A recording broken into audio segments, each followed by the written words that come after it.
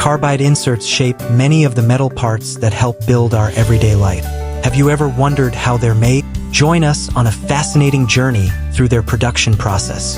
The journey begins with high-purity tungsten powder. These materials are mixed and milled to achieve a uniform mixture. The slurry is pumped into a spray dryer, and when the powder is dry, it consists of spherical granules of identical sizes. Next, the granules are compacted under high pressure using hydraulic presses, forming green compacts. These green compacts are then sintered in a high-temperature furnace, where they are heated to over 1,400 degrees Celsius. This process fuses the particles, resulting in a dense and robust carbide insert. After sintering, precision grinding machines meticulously shape the inserts to exact dimensions, ensuring they meet strict specifications for size and surface finish. For additional performance enhancement, the inserts are CVD or PVD coated. Each carbide insert undergoes a thorough inspection. Thank you for joining us on this journey through our production process.